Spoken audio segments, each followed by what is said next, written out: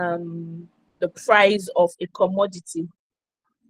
When you're negotiating the price of a commodity as little as probably a soap or a fish, you're negotiating chicken, and you think, oh, maybe you're just pricing, like people will call it. That is actually you deploying negotiation at work. It's just that negotiation varies from levels and categories, as you say. So I have a question. I have like three questions. So you know, if you've ever had um, to ask for maybe something and you get and you are told no, and then you have to present your reasons why it is important, then you have negotiated. If you've also ever had maybe two team members refusing to speak to each other, or two friends refusing to speak to each other, and then you've had to sit in between to resolve the issue, then you've at one point in time resolved a conflict. Then if you ever felt like probably these my superiors, they are not getting me, and you want them to see your point as much as you also want to try to understand their point, then you are also have been involved in negotiation one way or the other. So simply put, what is negotiation?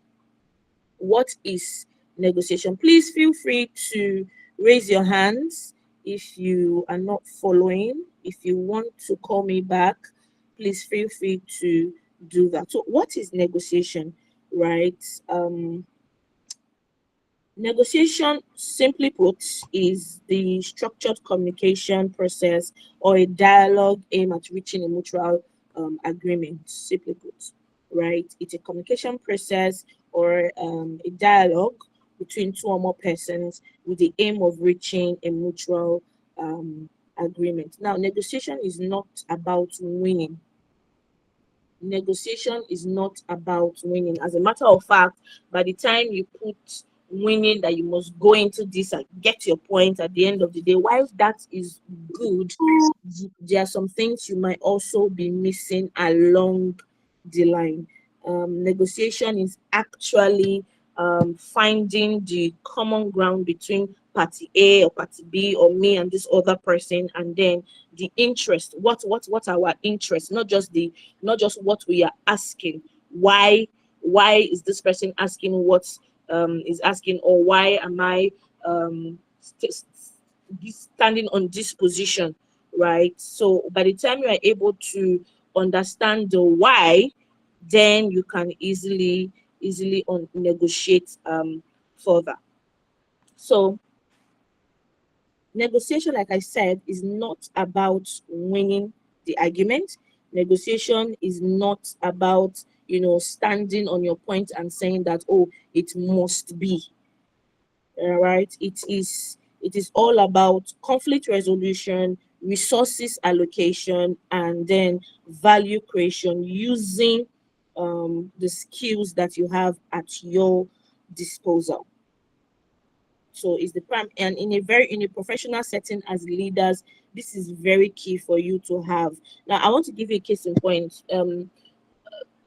If you listen to my background, we tend to negotiate between union demands and then our client demands. And so it's very important for you to understand that negotiation is not about you winning your point. And why do I say that negotiation is not about winning? Because the end goal of negotiation is about sustainable relationship that allows for future collaboration, right? So if you decide that, oh, you must get your way, what you are doing is you are blocking the doors, or you're closing the doors for future partnerships. So hence the reason why negotiation is not just about winning. So if you insist on getting your way majority of the time, the truth is people don't see you as someone that they can work with. People don't see you as someone who is open-minded. People don't see you as someone who they can build a relationship with. So it is very important that you understand this fact. So quickly, what negotiation is not, right? We said that negotiation is not about winning. Negotiation is not also about using manipulation or coercion, probably because you are sitting at the end of affair. Maybe you are the president of your fellowship, or you are the president of the student union government or governor government, or the student union council, and probably because you own the right to make that decision, you tend to, coerce people into agreeing with you. That is actually manipulation, and that is not negotiation, right? And negotiation is not cast on stone. It is integrative, meaning you are caring about the other person's interests as well. You are caring about why the other person is insisting on this position.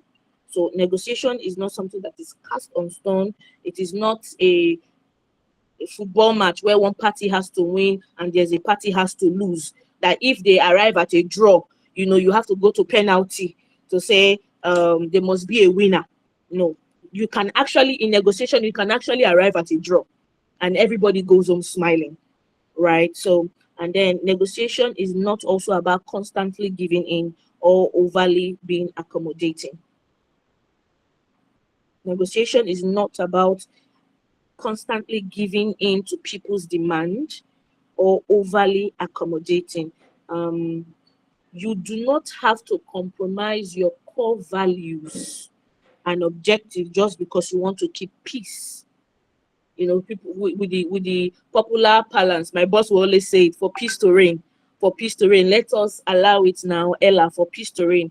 Let me give you a case in point. Now, there is, for example, there is an increment to the worker's salary, right? There is a stated contractor's fee. But my boss, being a man of peace, has always been in the habit, before I joined the organization, has always been in the habit of throwing the contract, this is what they union come and divide and rule for peace to reign, right? The contract had to go to bid, and then won the bid all over. Another company won the bid because they bidded with a lower amount. But what happened is the company could not sustain the contract, hence they had to pass it to us because we are the second highest bidder, the second successful bidder. So they had to pass it down to us with the amount that they have given. And this time around, there was no reimbursables in the contract. So the contract is all encompassing 1-1. And being the fact that he was always, throwing it open to them, they've given this, or your union, come and share for peace to reign, because he doesn't want to have issues with the union executives and the both national and branch level. He just decided that, okay, union decides, whatever you could decide, that's what we are going to work with. Why that is good, because you want peace to reign. You are pushing your core values and your objective, because these people, as workers, needs are insatiable. Human beings, their needs are insatiable. People always want something. Resources are never enough. Time is never enough. Money is never enough. There is always scarcity, and because of that, people will always push for more. So we found ourselves in a fix where these workers did now want to take 90% for themselves, leaving 10% for us to work with, and from the 10%, we'll have to make profit. From the 10%, we also have to, cover the reimbursable. So when my boss finally realized that, okay, this thing has gone beyond what he could manage, there was an issue. There was a problem. So we had to come to the negotiation table. And then, of course, because we know what was at stake, we had to present to them our core values and then the core objective of the company, the contractor's fee. So when that was made open, of course, everybody had to relax, and then we had to go over the negotiation and start from the beginning again. So you do not have to be overly accommodating just because you want peace to exist. Peace is good, but you don't have to throw away your core values throw away your core objective just for the sake. Now, negotiation is not about an argument or a debate. It is about finding a workable solution. What can work, right? What can work? And negotiation is not a one-time event. It's not something that you do once and for all. For as a leader, for you to excel and succeed in life, you have to develop these negotiation skills, because you will meet it at various points. You meet it at various points. Hence, it is very important for you to know this. Now, negotiation involves, what does negotiation involve? Negotiation involves identifying the need, which is identifying the problem, the issue. It also involves communication, clear, concise communication of interests. It involves problem solving. When you are negotiating, you are communicating, you are identifying problems, you are solving the problem. When negotiating, you're also making decisions. And then it also involves relationship management, like I made mention earlier. That is why it's not all about winning, because you have to manage the relationship, right? So it's not all about winning, it's about interest satisfaction. So somebody can come and say, oh, I want this, right? I want this. That is the position, that is what they are stating. By the time you are able to look at the reason why they want it, and you are able to profile a solution to the why, many a times you find that their position shifts. What they want shifts.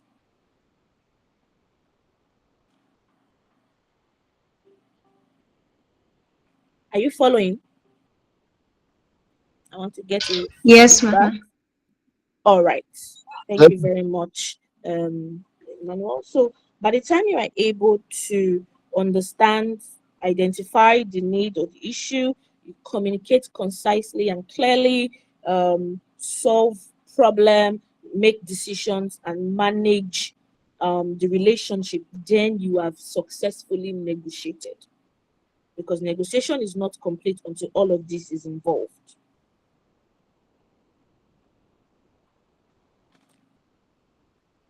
Now, why is it that negotiation is needed? I have talked about it before. Why is it that negotiation is needed? Why is it that we need negotiation? Why is it that we're not just enough with what we are given, right? Because of course, there is never enough. There's never enough time, never enough manpower, never enough resources. And then, of course, you cannot achieve your goals alone, right? Take, for example, you are made the president of an organization. You work with a team. And in as much as you have what you want to achieve in that organization, you need your team to work with you. You need your team to cooperate with you. So many at times you tend to negotiate commitments.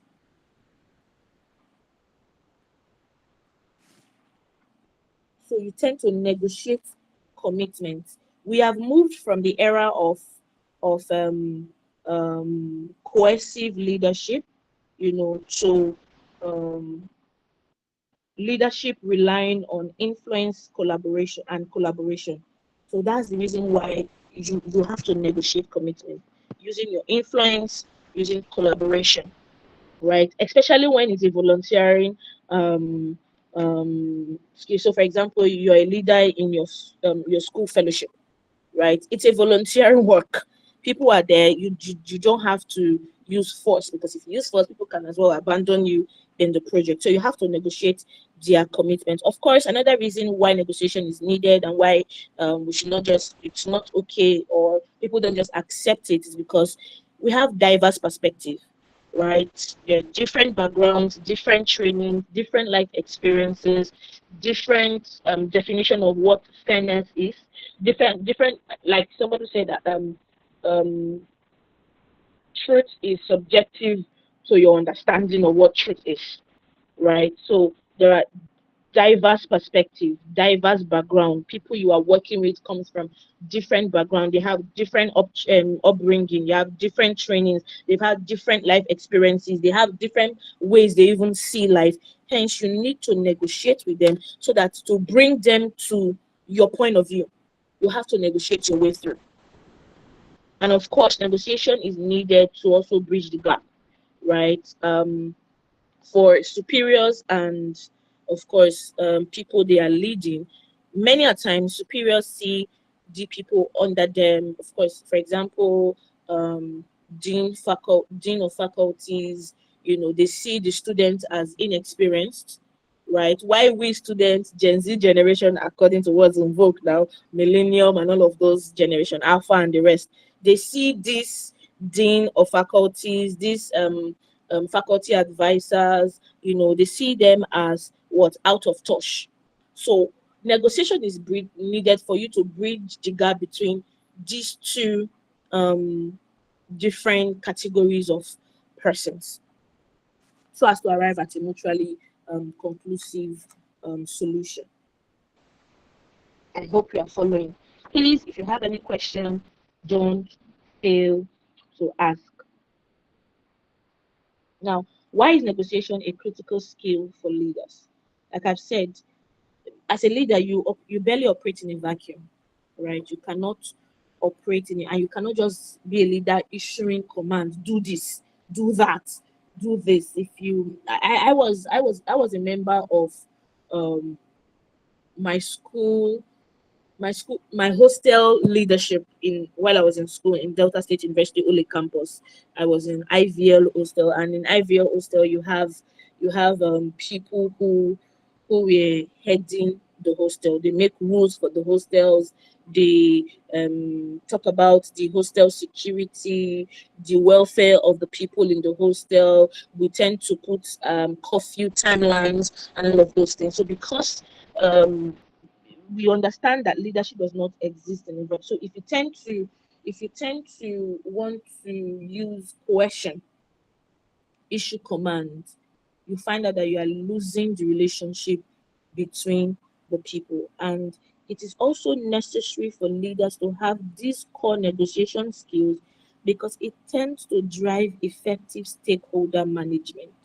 Now, who are stakeholders? Stakeholders are basically people whose who will be affected by your actions or inactions, right? So, for example, I gave an example of me being the hostel. I think I was the hostel secretary then. So, the stakeholders in the hostel, you have the people we are responsible to, people we report to.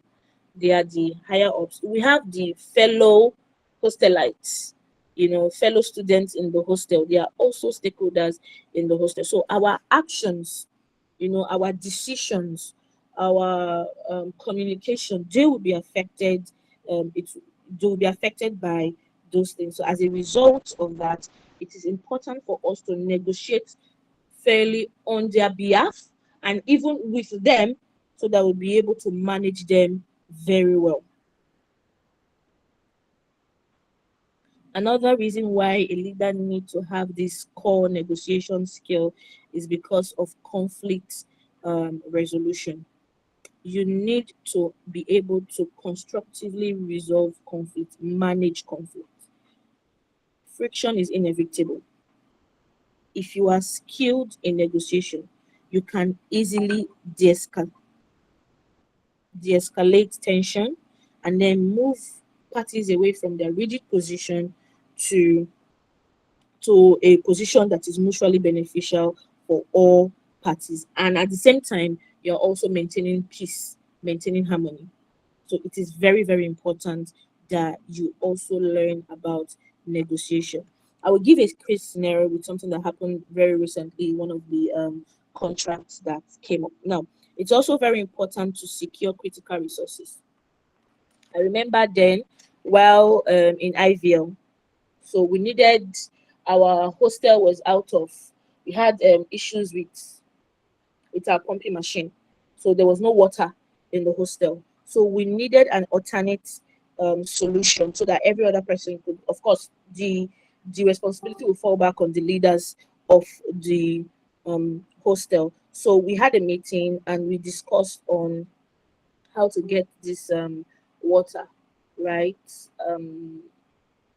We could say, okay, people should just go all about fetching water and whatnot. So we decided to get a big tank and put it at the center of the hostel. Then we got people who would, these aboki people back then, to fetch water and then put every morning and every evening to put in the tank, and then you can easily just go there on the tank, put your bucket on that. So put the tank on the pedestal, so you can just go there, put on the tank, put your bucket on that, and then so at a point, we had to come up with an amount, right? And then people were like, "Oh, it's too much," and all of that. So we had to look for a way to get this, because we've negotiated an amount with the people fetching the water, and then the people are saying that, oh, they can't pay this amount of money and the rest.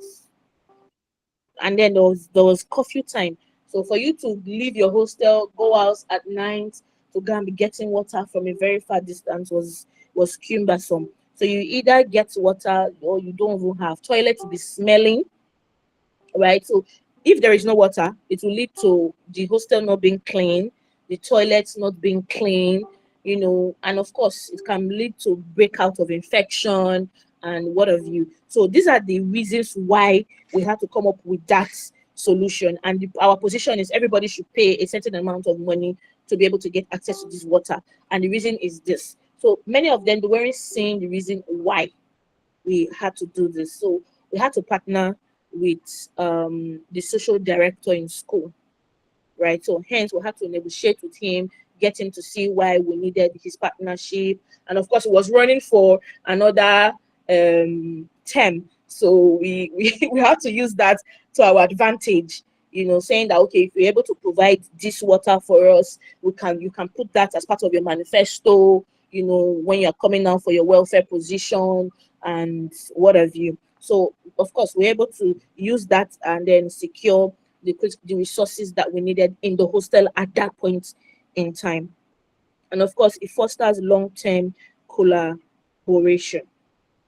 So when you are able to learn negotiation, you are able to preserve relationship, you are able to secure resources that you need to excel in your leadership position, you are able to resolve conflict constructively, you are able to drive effective stakeholder management, and then of course you are able to lead the people with influence and using collaboration as well.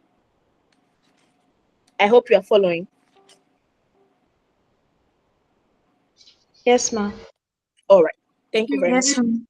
All right. Thank you very much. So I said I was going to give a case in point of what happened recently. This is a real life scenario. So in one of our contracts, we were able to negotiate an 18% increment, right, from clients. And then we have to give this, it's on, let's say, for example, the 18% increment arrive at 200,000 naira per day for the use of, sorry, I'm going to be using, more of my real life scenario, because of course I'm actively involved in negotiating contracts and driving stakeholder management. So I'm going to be using my majority of my present experiences and much of what I can remember to drive home the point. So we had to come to a table to say, okay, we have to give this, right? They gave us 200,000 naira, right? And as a contractor, you need something. You can't just give out everything. As a matter of fact, the 200,000 naira is not what is being paid to you. There is a deduction at source of, let's say, for example, 20,000 naira. So what's coming to you is 180,000 naira. So the communities representative of these people who we are to pay this money to, they know that our client has approved 200,000 naira. So they were expecting 200,000 naira. how do we now communicate to them? They don't want to hear whatever you have to say. They want 200,000 naira. So how do you communicate to them these things to ensure that, to stop the story of, oh, you are trying to steal their money? Many of them are not schooled. Many of them are from interior villages. They just are opportune to be in the communities where these operations are going on. So of course they are beneficiaries, and then we are acting as paymasters to them. So we have to negotiate our contractors rate as well. So usually contractors rate is 25%. So, and if you take 25% from that amount of money, that's about 200,000 naira. You have about 20, that's about 40 something percent, or 42.5%, if I'm not mistaken, or 45%, 45,000 naira from the 200,000 as contractor's fee. So we got to the table, negotiation table. If you have to remove the deduction at source, 20,000 naira, for example, contractors percent of 45,000 naira, that's 65,000 naira, leaving the money. So what will be left for them is 135,000 naira. And of course, these people are not having it, because that money will still be subject to tax deduction, VAT, and withholding 17.5%. So what they'll be going home with is like 100 and maybe 15,000 naira from 200,000. They were like, it doesn't make sense. So why am I sharing this with you? We're going to be looking at negotiation framework, right? What is the ideal goal when you want to go into any negotiation? You need to have this at the back of your mind. What is your ideal goal? Right? For us as contractor, our 25% is our ideal goal. However, we have this in mind that these people, they might not want to give the whole 25%. As a matter of fact, we know that they are going to vehemently refute it and try to cut it down. So the next thing is, what is our alternative? What is our backup plan? If for example, they say no, they can't give us this 25%, what is our backup plan? That's another framework. That's another thing to keep in mind. Another thing is, what is the barest minimum that we are going to accept? So when going in for a negotiation, these are things that you should have in mind, right? Some persons, we call it target point, which is the ideal goal, your best alternative partner, your floor, which is the barest minimum you are going to accept. Like, if they go below this, I am not taking it. And of course, your deal zone, that okay, if they get to this point, you can agree, right? This is where both people's interests, you are bringing their interest and I'm bringing my interest. So how do we go from here? And of course, we went into that negotiation meeting talking about our 25%. We were expecting the opposition and it came. However, we knew that we're not going to fall below 15%, but we had an alternative, right? To say, if you people are saying we are not taking our 25%, then you allow us also, submit a vote. You also allow us be a direct beneficiary where we can. So in this case in point, it has to be supplying of equipment. So we are not just acting as paymasters to you now. We are saying we'll be your paymaster, but also give us opportunity to also supply equipment so that we too can have direct payment to ourselves. You see, it's very important to also have your backup plan, right? And your reservation, which is your floor price, the barest minimum. The barest minimum we say we're going to accept is 15%, even if they don't allow us be direct supplier of the equipment, the barest minimum we're going to accept is 15%. And of course, we're able to reach our zone of possible agreement. We had some discussions around it, and everybody walked away win-win. We went home 15%. They went home with a much higher um, um, take home. So the zone of possible agreement is, which is called ZOPA, right? Where interest overlaps is what are you willing to accept and what is the other party willing to give. There is a case scenario I have, and I'm going to share briefly. Time is going on. While also preparing for negotiation, you also need to understand the purpose, the people you're dealing with, and then the problem. You also need to understand the powers you wield when negotiating.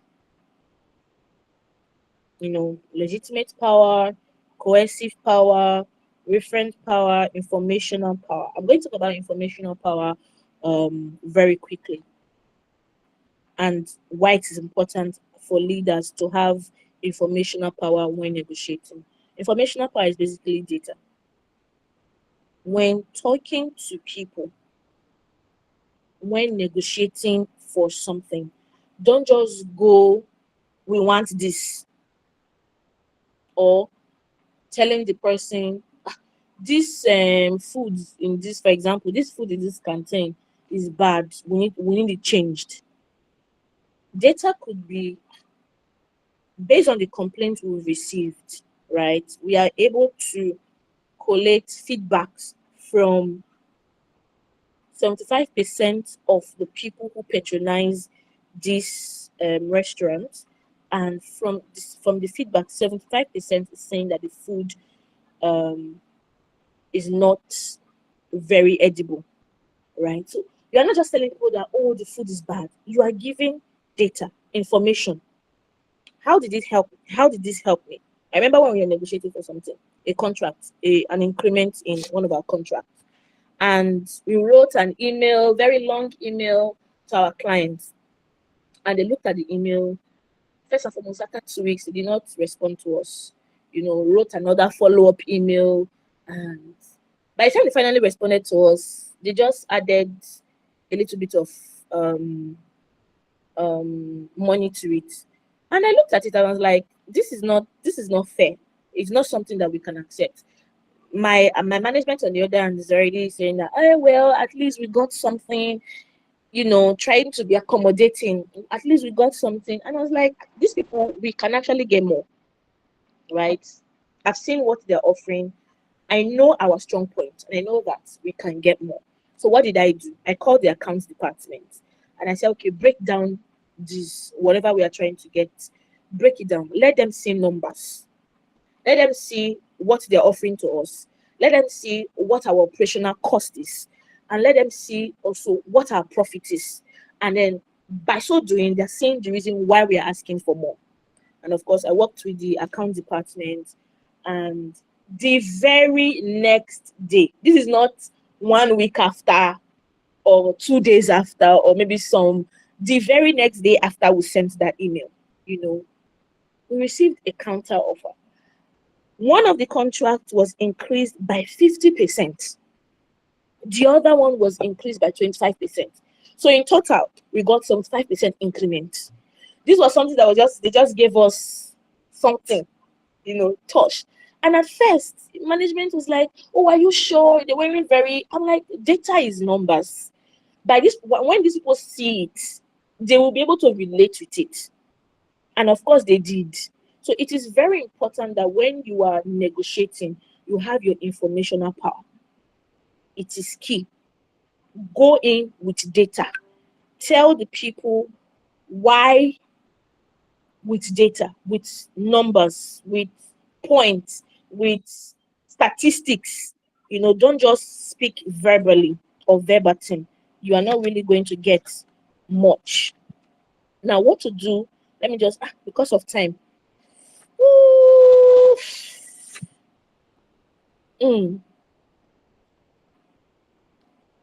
Because of time, let's just go into what to do when negotiating.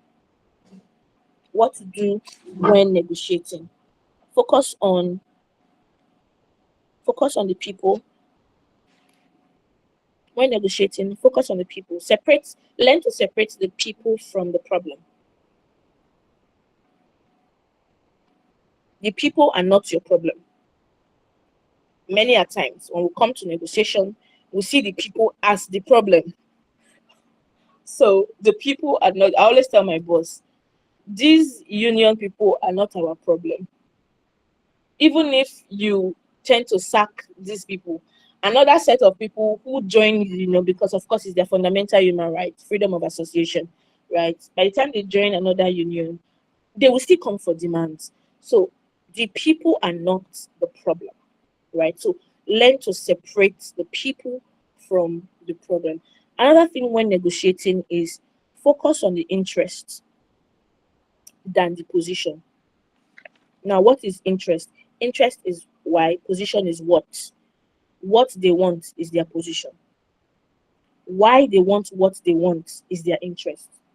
By the time you are able to resolve their why, if you are able to poach them, to get them to agree with your why, they will automatically shift position. So focus on the interest rather than what these people are demanding for this. This person wants this from me. Don't focus on that. Focus on why they want it. Case in point, we went and we are like, oh, we want to be working from home, right? And we all in my company, and they come, oh, we want to be working from home. And why do people want to be working from home? Fuel has increased. The major reason why everybody was saying fuel has increased, that was what everybody was clamoring. Fuel, the height in fuel, this and this and this, that and that. And management was like, okay, no problem, we'll look into it. Everybody, okay, so what are the suggestions?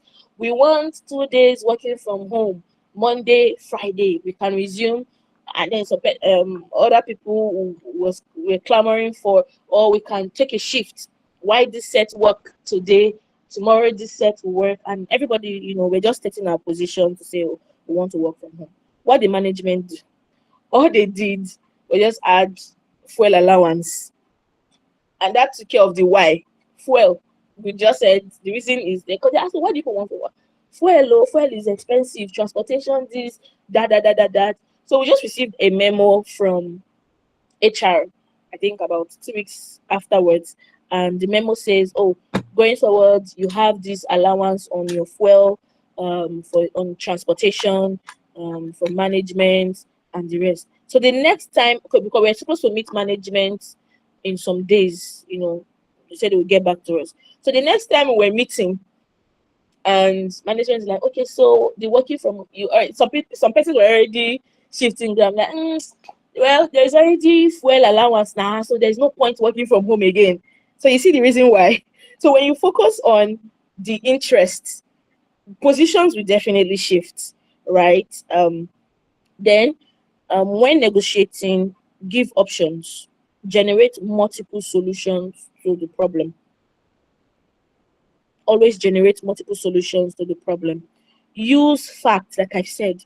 Use fact. Be objective. Do not use emotions. When negotiating, we tend to play emotional cards a lot. Oh, because of this, because of that. We tend to play emotional cards. Use facts. Use standard instances, standard insights. Be objective in your negotiation rather than emotional. When negotiating, practice active listening.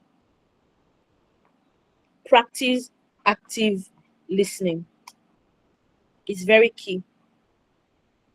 We had 2 factions in our workforce recently, and one of the faction came up. They wrote a letter to, calling our company for a meeting, wrote a letter to the national body that we're not paying attention, we are this, we are that, we are, and by the time we called for the meeting, we said, okay, let's have a tripartite meeting.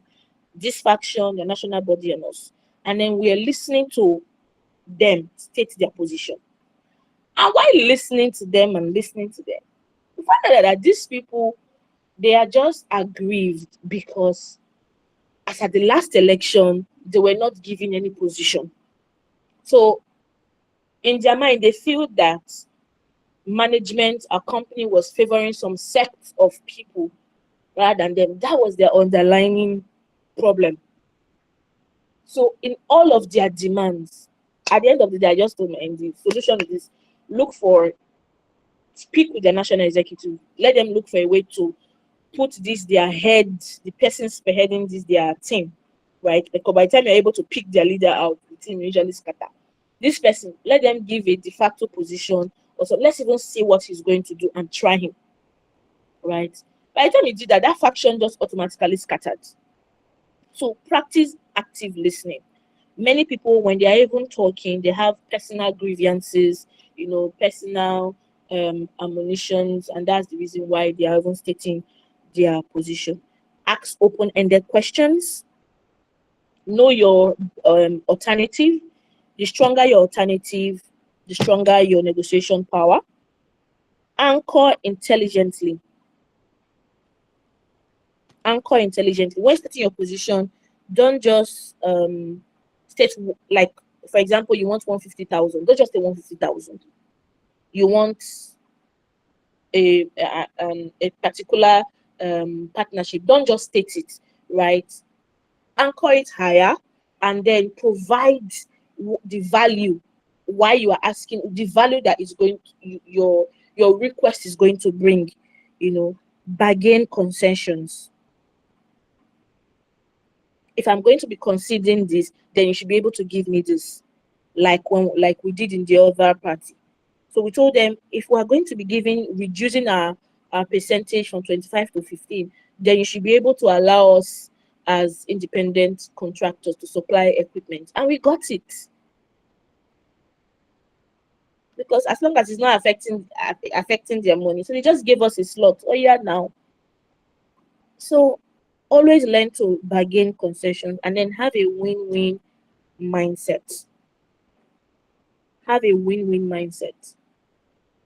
I'm going to run through negotiation mistake, poor preparation, talking too much, assumptions, emotional reaction, personal attack, ignoring other person's interest, and rushing into a decision. These are negotiation mistakes that we should avoid. Avoid poor preparation. Before you go into any negotiation room, prepare adequately. Know your deal. Know your ideal target, your ideal zone. Know your alternative. Know the barest minimum. Know the ZOPA points, your deal zone, what you are willing to accept and what the other party is willing to give. Know the interest. Know the position. Always prepare. Avoid talking too much. Right? Avoid assumptions. Research, facts, figures, data. Don't just be emotional. Don't do personal attacks. Separate the people from the problem. Do not ignore the other person's interest, because negotiation is all about sustainable relationship. And then don't rush into any decision. So I have a case in point here, and I want us to look into it together. I know we are short of time. So this is your take home. You are the school student representative, and then you want to host a youth leadership and development summit in your university main auditorium. Can you hear me? Yes, ma'am.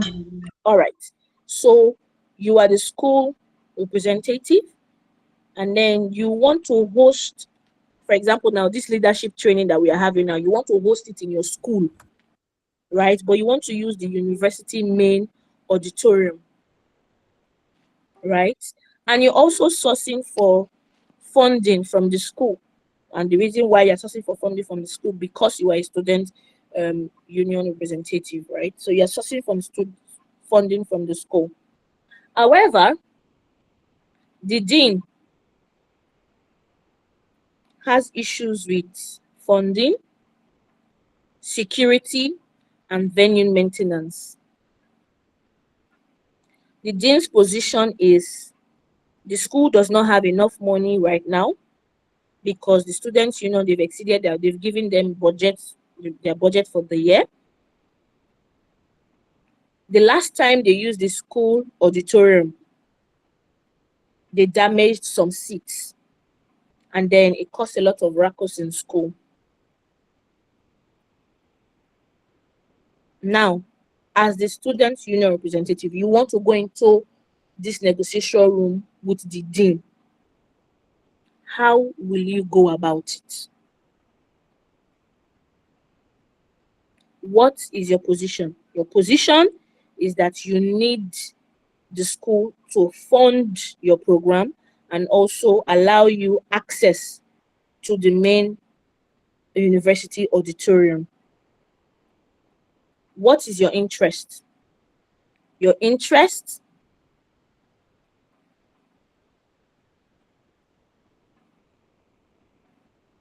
is that this Youth Development and Leadership Summit is going to affect and reach over 500 school students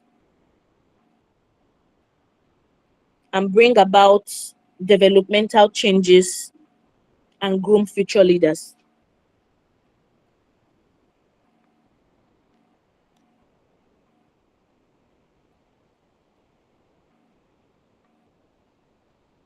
So now you have to go into a negotiation with the dean. I don't know. Can anybody help? What is your viewpoint? What is your alternative? I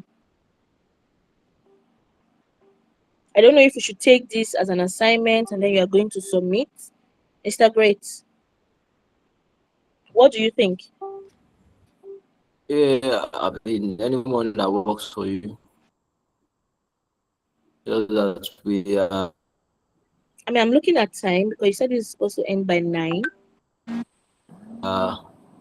Short of time. So Yeah, so I'm thinking if they can go work in a group, probably you can split them into 2 groups where one party. So I'm thinking this one party represents the. everyone, Okay. want to do.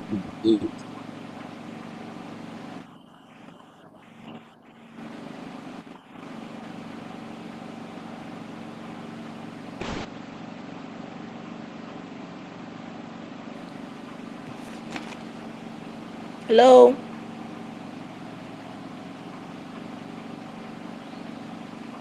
Are we on Ruth, Esiri, Ogene Rugba, Jeremy, Emmanuel, Victor? The ball is open. So what are we suggesting? I'm suggesting that it be a take-home assignment where we'll have 2 groups, right? A part representing the dean and the other part representing the Student Union Council. And then we're going to arrive at a negotiation, at a win-win situation. But I need both parties to be able to bring in their interest and position.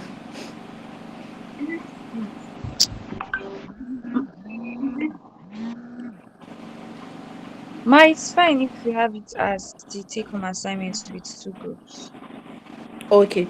So how many persons are on the group right now?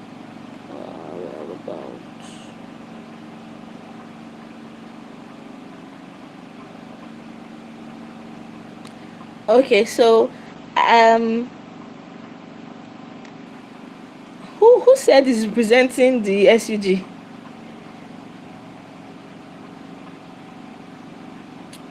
Yeah, so I want to share the team. How many persons currently? Oh, my phone.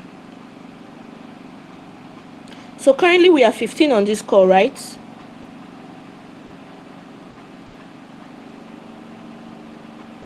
1, 2, 3, 4, 5, 6, 7, 8, 9, 10.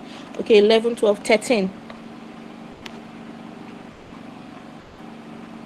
So David, Thomas, Ejiri Royce, Ekiro Ebruyo, Emmanuel Victory. Okay, 12. Okay, so 6. The first 6 people: David, Royce, Ebruyo, Emmanuel Victory, Esiri, and Franca. You are representing SUG, the Student Union Council.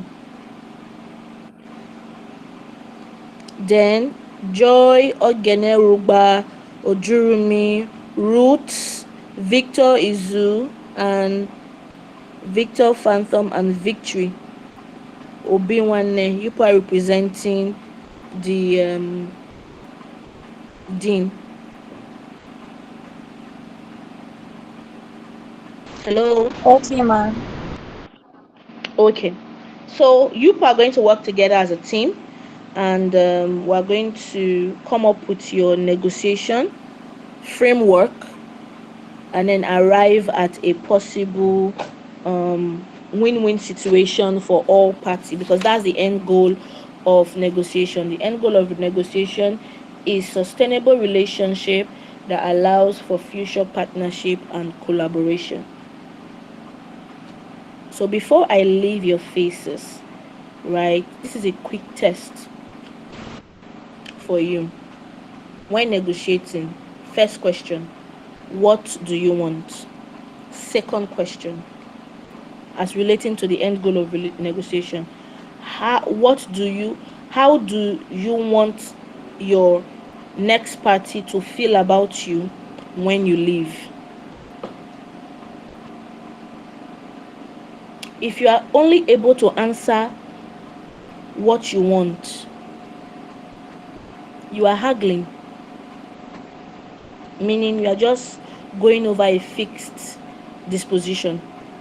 But if you are able to answer what you want and how you want them to feel about you when you leave, to the extent that it brings about further partnership and collaboration, then you are leading.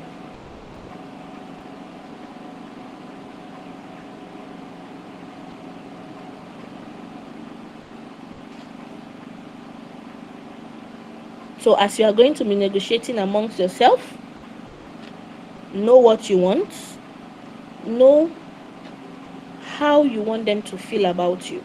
And the best way you want people to feel about you is that by the time they leave, right, you are not burning bridges. Rather, you are ending the meeting and the other party is saying, these people are responsible, reasonable, and I can work with them. You move from position to relationship.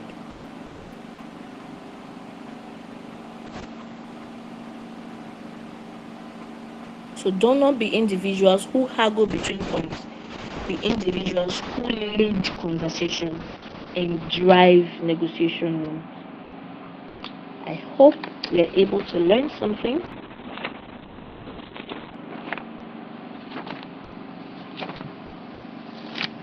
Fortunately, we've not been able to touch in conflict management, but we did it a little. So, yep, I'm going to be drawing the curtain here. Thank you very much. Ma, please ask a question. Yes, please. Thank you. Thank you very much, ma. Good evening, ma. Thank you so much for the All right, session. ask your question first. Can I go ahead? Yes, please. Okay. So, Mama, this is my question. When you started, you said that you learned negotiation for a full semester. So I just want to know, Yes. are there books you can recommend that we can read to like know more about negotiation and conflict management? Maybe just one or two, or I don't know. That's my Okay. question. The Act of Negotiation. I've forgotten about who wrote it. That's one of the books we read. as an alternative best resolution, ADR, alternative dispute resolution, because as a lawyer, um, they will advise you. It's better for you to advise your clients rather than face litigation, going to court. You explore alternative dispute resolution, and one of them is negotiation. You have arbitration, you have mediation, but the best they will tell you to go for is negotiation, because you are more in control, right, of the negotiation process than the others. Arbitration and mediation, you have people who will sit as judges over you, right? But in negotiation, you are the judge, the other party is also the judge, so both of you are bringing in your point and your reasoning. So the act of negotiation, one of the book we read. Other than that, um I'll have to go and look at my books right now to be able to come up with that and do that, if you don't mind. All right, ma. Thank you very much, ma. Thank you very much. I don't know if there's any other question.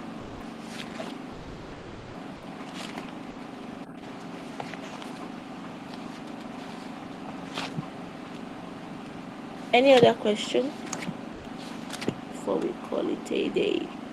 All right, thank you. Maybe we can take one more question. Is your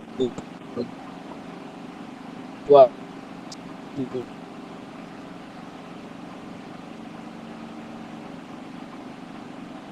All right. Thank you. I beg to. Okay, I can hear you now, sir. Okay, thank you so much. Can we please put our hands together for Barrister? You'd all agree with me that the class was. I mean, this is not a class where you just display slides, and I wanted it to be more of a, practical, experiential, and even much more like a learning session, right? So, please, let's celebrate our facilitator.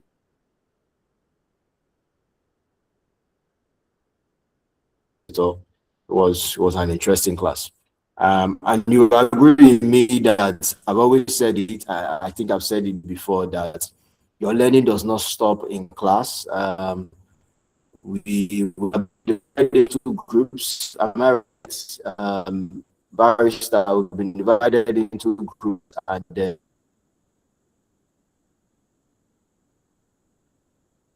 they all know the group in which they, belong to. They fall that time. Okay.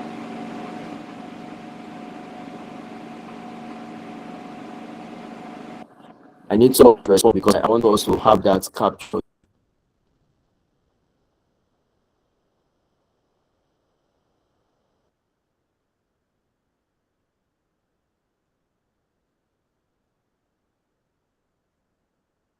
So, can you hear me?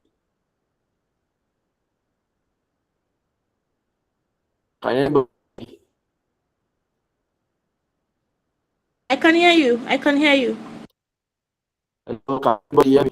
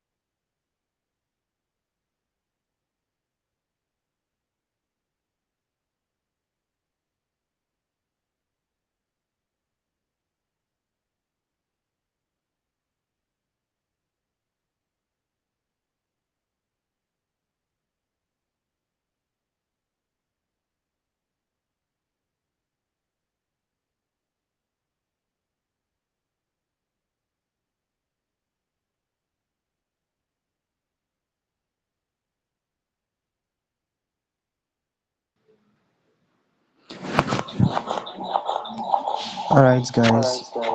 Um,